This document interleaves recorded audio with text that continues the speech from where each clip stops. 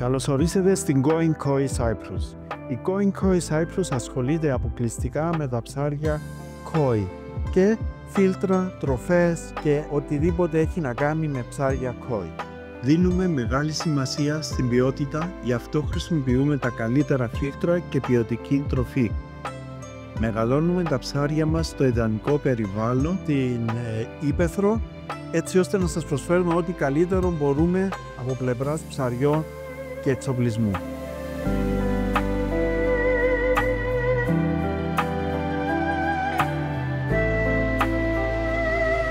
Είμαστε η αποκλειστική αντιπροσώπη της Filtro, της Ολλανδικής εταιρείας Filtro, της Osaka, η οποία κατασκευάζει αντλίες νερού και αντλίες αέρος, και επίσης της Ninja, η οποία παρασκευάζει τροφές και άλλα προϊόντα για τα ψάρια μας.